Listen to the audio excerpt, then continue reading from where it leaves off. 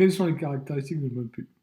On vient de voir deux publicités intéressantes et on peut remarquer que déjà la présentation, l'aspect visuel a un rôle important, que la qualité du support choisi aussi, mais surtout le message, l'émotion, peut-être l'humour, est-ce que c'est peut-être provocateur qui va permettre à une entreprise comme DHL d'utiliser sa compétition pour faire sa propre pub, ou tout à l'heure quelque chose qui nous prend émotionnellement dans les tripes. Vous avez vu l'effet de la musique dans le spot publicitaire. Les caractéristiques du mot pub, c'est aussi la pertinence entre le support, la cible, le message. J'entends souvent dire des gens: «Ah, mais cette pub, elle est nulle». Non, elle n'est pas nulle. Vous n'êtes pas la cible, vous ne la comprenez pas, vous n'êtes pas touché par cette publicité. Alors oui, bien sûr, il arrive que certaines pubs soient nulles, mais en même temps, si elle ne vous correspond pas, ça ne veut pas dire qu'elle ne va pas déclencher une action chez une autre personne.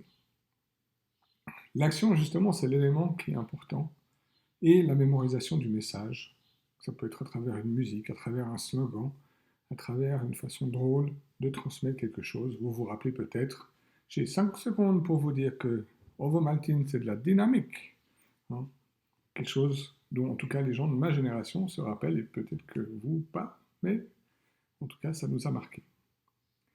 Et surtout, on a vu avec l'exemple de Kiyosaki, informer de qui vous êtes, où vous trouvez, quoi faire pour venir acheter chez vous. Il faut penser qu'aujourd'hui, vu la profusion de messages, on estime à environ 17 000 messages par jour que vous recevez.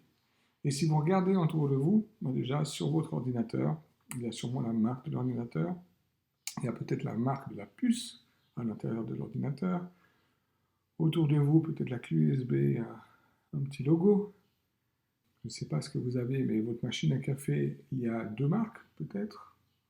Nespresso et puis la marque de la machine. Même les sacs qu'on vous distribue, etc., etc. Vous avez environ 17 000 messages par jour. Seulement 30 à 80 sont retenus. Et 10 ont une probabilité de nous faire agir. Dans le passé, avant de prendre conscience d'un message, il fallait environ 7 visualisations. Aujourd'hui, on est à plus de 17. Maintenant, l'important, vu cette profusion de messages, c'est que votre argumentaire soit adapté à la cible et surtout que vous utilisiez un média qui touche la cible. Plusieurs chiffres comme ça. Télémarketing, environ 3 ventes sur 100 téléphones. Et le résultat est bon. 15%, c'est le taux moyen d'ouverture d'un email de prospection en business to business. Un mailing, c'est environ 3%, jusqu'à 8 à 10% si on relance au téléphone 2-3 jours après. En parlant de mailing, je parle de mailing email ou de mailing papier, mais même plus de mailing papier. Radio, télé, 20 à 30 spots en prime time, donc au moment où ça coûte le plus cher, au moment où il y a le plus de personnes qui regardent, sont nécessaires pour une campagne. En presse, il faut insérer au minimum 3 annonces dans le même support pour être vu, ne serait-ce qu'une fois. L'affichage, 1000 affiches diffusées pendant 7 jours sur les réseaux, c'est environ 10 contacts de personnes. Cinéma, 4 semaines avec des pubs, ça a environ 20% de pénétration. Sites internet, une personne sur 52 000 laisse en moyenne ses coordonnées sur un site classique. Sur un site optimisé pour la vente, un peu plus accrocheur, un peu plus vendeur, c'est 1,5%. Donc sur 10 000 visites, environ 3 700 laissent leurs coordonnées. Entre 74 et 200 personnes s'inscrivent à un séminaire webinaire gratuit. Sur ces 74, on va dire, prenons le chiffre le plus bas, moins de la moitié vont venir. Ça va bien sûr dépendre de nombreux facteurs, comme le jour de votre séminaire gratuit, l'heure, etc. Puis bien sûr, il faudra adapter à votre cible. Si vous les relancez, vous doublez votre possibilité de, en guillemets, rétention du prospect. L'important est de comprendre ce qui motive la personne. Pour que les gens agissent, ne cherchez pas à les convaincre, comprenez ce qui les motive. Il y a 3 axes dans un message publicitaire. Le premier axe, le contenu, bien sûr, dans l'axe relationnel. On parle de qualité, d'économie, de performance. On fait appel à la logique de la personne. Ça touche une certaine partie de la population, mais pas tout le monde. L'axe émotionnel, pathos.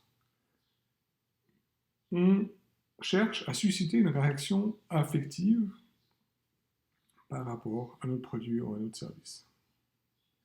En utilisant la musique, en utilisant certains types d'images, en utilisant certains mots.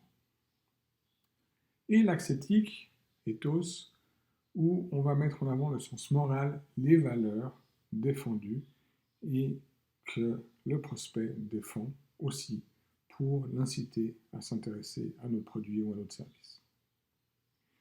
Bien possible que le côté logos, surtout quand il est mal utilisé, a énormément moins d'impact que le côté pathos, émotionnel.